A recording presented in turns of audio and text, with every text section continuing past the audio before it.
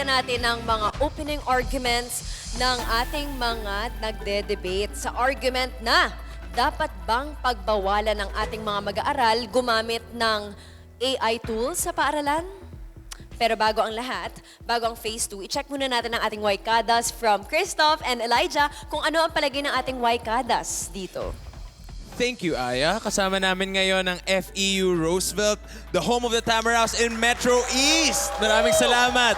Kaya naman, Wikada, base sa mga narinig nyo, saang side kayo pumapanig? Why or why not? Tingnan nga. Ma'am, are you a professor in FEU?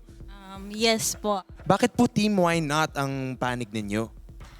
Actually, a while ago, I'm torn between the why and why not. Pero as much as there is a limitation given to the students, and kahit iban mo yan, if AI is available, students will still use it. What we need to do is we just need to properly talk to our students, give the limitation, and of course, always remind them the proper way of AI. Well said. Amazing. How about Jan, Christoph? Ito, bakit po ang team why not ang napili nyo? AI po kasi, sobrang laking tulong po niyan lalo po sa aming mga estudyante. And kung di nyo po alam, ako po ay isang BSIT student. So, ginagawa po namin is, nagpo-program po kami ng mga programs and kinukode po namin yan. So, from scratch po, sobrang hirap po aralin yan. So, through AI po, ginagamit namin ng AI para matutunan namin yung mga code na hindi namin alam. So, yun po. Thank you. Napaka well said, no? Alam mo, nagulat ako Ang in-expect ko, Madaming team why. Oo, most people would Ako say Team Y. Kasi ako personally, Team Y ako. Fairness sa Wikada natin, united sila ngayon. Oo nga.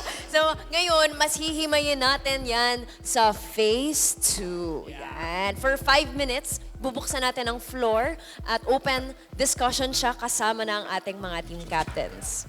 And they have to keep it short, clear, and respectful, guys. Huwag niyong kakalimutan yun. And team captains Diego and Andy may jump in anytime. And after the open floor, meron silang 1 minute each to give their final word. So you know the drill. The timer is set.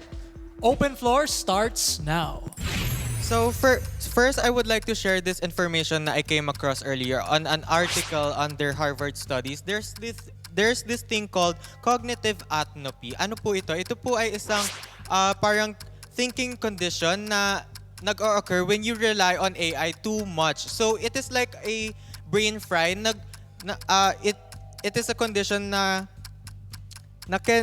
can be gained on over-reliance on AI. With this, ayun, mas naging added reason siya on why AI should not be used because ayun, nagre-rely sila sa AI and dahil dito, may nakaka-gain sila ng information na hindi nila kaya i-defend or i-explain when a teacher asks them if gumawa sila ng assignments or projects nila through AI. So, another reason as to why we should ban AI. I think your point focuses on the misuse of AI rather than AI itself. Pero for now, let me first respond to what Yam said earlier. Sinabi niya na maaring matempt ang students na mag-rely on AI. But even before AI, ang mga students na nangongopya na, nangunguha na ng answers sa internet. So bakit ang problema natin dito is tool, not the student's choice and integrity. And tungkol naman sa internet and subscription cost na sinabi ni Yam, that is an issue of accessibility. So, in fact, madaming AI tools ang available for free and can help students who need additional academic support. So, therefore, proper guidance and ethical use remain better solution than banning AI. Oo. Pwedeng solution yung responsible use nga ng AI and it's about the students' choices. Nagiging threat ang AI kasi nagpo-promote siya ng intellectual laziness. So, paano siya nangyayari? Kasi kapag available yung tools, like anyone can access it easily. So, magiging tamad tayong mga estudyante. Kasi mas maraming time yung mapupur natin sa leisure time, sa pagpahinga. Kasi nga, mas napapadali na yung buhay natin eh. Isang type lang natin, magge-generate na siya ng answers. And it's like AI is earning our diploma for us. And hindi na natin kailangan mag-aral kasi andyan na yung AI eh. So yun yung nangyayari. Nagpo-focus na tayo sa misuse nito and that's why nagiging dependent tayo sa AI. You know what, Raven? Gusto ko lang balikan kanina yung sinabi mo na we can't resist the change. And that's why walang paglago na nangyayari if we don't accept the change, because change is inevitable. And if we keep hindering the changes and modernization, then we should go back to the Stone Age. Bumalik tayo sa pagkikiskis ng bato para makakuha ng apoy. But if we live by it, if we live by the modernization, we can still utilize the traditionals while strengthening our skills with the modernities. Dalawang bagay siya palagi. It is always black and white. At kung patuloy tayong mangangamba sa pagbabago, hindi sana tayo nakatatamasa ng mga ganitong computers at hindi tayo napapanood sa mga telebisyon. At sa pagbabago, or let us always remember that AI is also a product of human creativity because people are thirsty for innovations. But as cliche it may sound, sabi nga ni Catriona, everything is good but in moderation. Tama ka naman sa sinabi mo. However, to use AI effectively, in the future, kailangan mo ng strong foundation of human knowledge. And na-mention ko siya kanina na kailangan meron tayong foundational knowledge. And because you can't critically evaluate ang output ng AI if hindi ka natuto how to research, fact-check, or magsulat ng sariling output mo. So paano mo mapagkakatiwalaan ng sarili mo na pwede mong makita or mas spot on yung mga errors and biases na binibigay sa'yo ng AI, yung mga, like, kunwari, misinformation. Paano mo masasabi na reliable ang AI if wala kang foundational knowledge na binubuo nga ng school?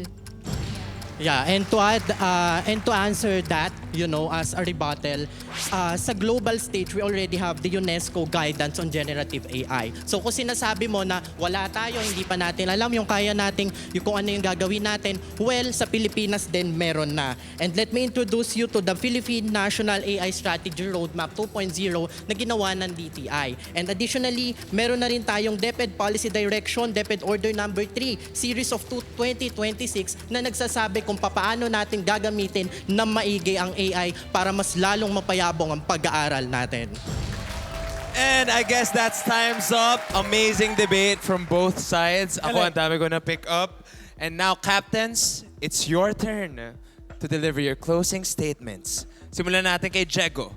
Your timer starts now. Okay, yes. Bilang captain ng Team Y, kami ay naniniwala that students should be banned from using AI doing schoolworks, lalo na yung mga formative years pa lang, yung pang development pa lang. Dahil pagka masyado tayong nag-rely sa AI, mawawala yung mga critical thinking skills natin. Tsaka paglabas natin sa outside world, pag nag-a-apply na tayo sa trabaho, hindi na natin ma-apply yung mga ginagamit natin sa AI. Kasi meron akong na-experience na mga nagpapasa ng essay, itatype lang nila, do this for me, write this essay for me. Tapos pag pina-recite, pag pina-report, walang masabi dahil nag-AI lang sila fully. So para sa akin, para sa amin, mababawasan yun kung talagang bandang AI for the students, lalo na sa mga developmental years, developmental stages ng mga kabataan. And also, madami din talagang misinformation. Hindi lahat ng sinasabi ng AI ay totoo. Kaya isa pa yung kailangan natin alamin at laging maging maingat. Wow. Thank you so much, Diego, Captain of Team Y. Ngayon naman pakinggan natin, bakit naman hindi dapat iba ng AI? Team Captain Andy, your timer starts now. Okay, so una sa lahat, naiintindihan ko kung bakit nakikita yung AI as a threat or why there's fear surrounding it. And it's because bigla-bigla din namang nag-exist ang AI sa pang-araw-araw nating buhay. So, but we also have to acknowledge the fact na technology is rapidly and constantly advancing in our generation and even in the future generations. And that's why we stand banning AI in schools kasi the future is not about avoiding technology. It's about learning how to use it wisely. So banning AI does not remove the fact that it still exists and it's still accessible among learners and students. So we have to be able to, early as now, we have to be able to know how to be knowledgeable about AI because there's a possibility that in the future, AI will be too normal for us to ignore it. So kailangan natin maging flexible, kailangan natin mag-adapt because we're gonna fall behind. Our country is already facing a lot of education challenges, a lot of literacy challenges, and this is a way to address them, hopefully. Perfect. Time's up. Oo, palakpakan naman natin ang ating captains and debaters from FEU Roosevelt. Maraming Good job, salamat Diego. Good job, sa inyong Eddie. tapang, talino at respeto. Napansin ninyo, Waikada, magkabilang panig, parehong may punto, sila ang naglatag. Kayo na ang bahalang magpasya. So saan naman kayo ngayon, Waikada? Team Y or Team Y not? Let us know online using the hashtag YSpeakLearnLouder. O babasahin namin lahat yan.